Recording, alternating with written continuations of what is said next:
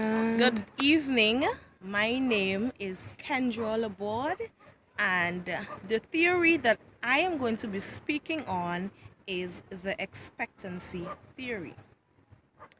In psychology, there are numerous theories of motivation. And one may ask, but what is motivation?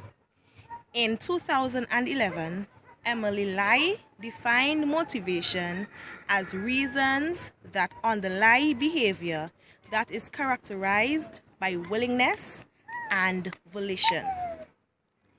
The expectancy theory was coined, it was developed, it was created by Victor Vroom in 1964. And this theory provides an explanation as to why individuals make conscious choices in particular situations where there are options to behave otherwise. There are three main fundamentals to the expectancy theory.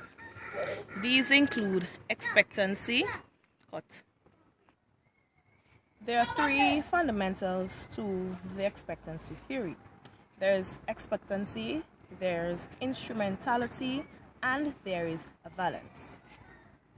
In the workplace, for example, and the videos that I did where I interviewed persons, they were speaking about what motivated them to come to work.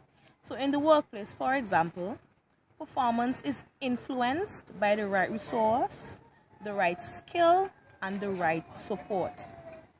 An employee may ask the question, will my effort lead to high performance?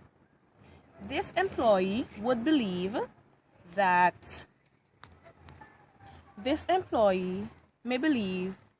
amount of effort that he puts in would result in great performance. For example, staying back late at work or working on the weekends. The effort that he puts in will reap a great reward. He is motivated to work because in the long run, he sees what the possible reward. Here it can be seen that effort and expectancy reflect each other. In addition, instrumentality has to do with the way we perceive how one's performance will lead to an outcome. The outcome represents the reward a person receives for his or her performance. So for example, still in the workplace, if a person does really well, then his reward may be a raise in salary. He might have time off, he might have a vacation. So the outcome represents the reward that person might get for his performance. In sales, for example, if a salesman works really well and he sells products, then the commission that he receives would be his reward. It would be a motivation for him in his work life. Finally, valence pertains to possible rewards that the individual may obtain. It is how important the individual sees the expected outcome. The motivation can either be intrinsic or extrinsic. In the interviews I did earlier on, I went to a school and teachers were saying that they're motivated intrinsically and they're motivated extrinsically. Motivated intrinsically in the sense that at the end of the day or at the end of a week or a term or a semester, the work that they would have put in, they were seeing it in the work of the students. So they felt a satisfaction. They felt a satisfaction that the work that they put in was actually being remembered and reflected in the work of the students.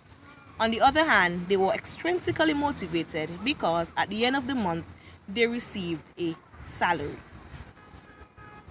Start. So to recap, the expectancy theory, which was created by Vroom, basically says that effort leads to performance, performance leads to an outcome or a reward, and this in turn would give personal goals. It is what the individual may want to achieve, what they are motivated to do. This is Khendra Laborde, and I'm doing my University of West Indies, and for my psychology assignment, I have to do a video. For my group work, I have to do a video speaking about the theories of motivation. The theory I chose to speak about is the expectancy theory. I'm going to ask you a few questions. So, what do you do? Well, I'm working as a school teacher. So you're a school teacher. Do you enjoy being a school teacher? Yes, I do very much. Alright, okay. So, in the morning, on mornings, what drives you or motivates you to get up on mornings and come to school? Okay. Well, I have a great passion for children, and I realize in teaching that even the tough ones, with the right guidance, they will be able to achieve great things. And I feel very proud at the end of the day when I taught something and I see you recited really well the children and even in other subject areas aside of that I feel very proud. Thank you very much. Good morning, sir. Good morning, miss. What do you do? I'm a teacher. Okay. Do you enjoy being a teacher? Yes, I do. Okay. So, what motivates you? What drives you to get up and come to work every single day? Okay, well, first of all, the salary at the end of the month. Secondly, although the salary is a plus, it feels good knowing that at the end of the day, you've walked along with students and you've moved them from point A up to point B. Thank you very much. All right, then.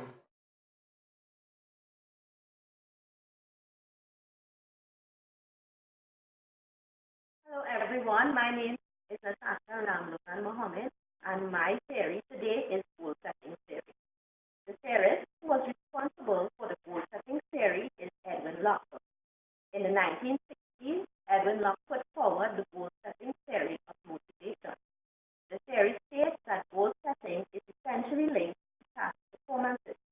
It states that specific and challenging goals, along with appropriate feedback, contribute to higher and better task performances. In simple words, goals indicate and give direction to someone about what needs to be done and how much effort is required to be put in. Key components of the goal setting theory are goal specificity, goal difficulty, goal acceptance, and feedback. We rationally set task-related goals.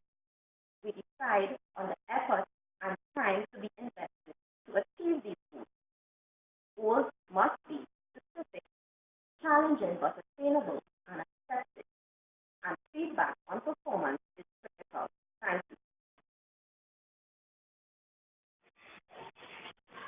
Mom, guess what I wanted?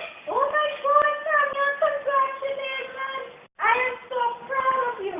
You see what working hard towards a goal and you will achieve anything?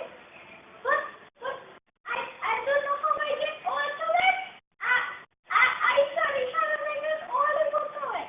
Very good, Tonya. You see, when you study and you work towards your goal and you achieve it, I am so proud of you. Let's work on next big one, Mom. My name is Kareen Harrigan, and I'm here to present on the theory self-determination. Self-determination is the power or ability to make a decision for oneself without influence from the outside. Self-determination theory by Darcy and Ryan states that it caters for the effects of social factors in terms of their meaning, for a person's feelings of competence, autonomy, and relatedness. It involves a true sense of choice. It relies on the motivation of the person, whether it falls under the intrinsic or the extrinsic motivation. This is determined by the person's need. In the Caribbean, we see the self-determination theory played out in the movement of women, sports, and education. Caribbean women are becoming more and more competent in the world, especially academically, which allows the political arena to open up to women in the parliament. We have in Anguilla female representatives in the House of Parliament, driven by passion to change the status quo of women. In the region, there are other women in leadership positions that are making strides. In sports, the Caribbean is on the map because of our very own Zarnell Hughes, Shara Proctor, and Mikia Harrigan Hubbard, and Usain Bolt out of Jamaica are determined to break records and open the international gates for others to follow. Education in the Caribbean is booming as more and more persons are making the choice to enroll in the UE degree programs to advance their opportunities to compete and take the autonomy in key positions to make change.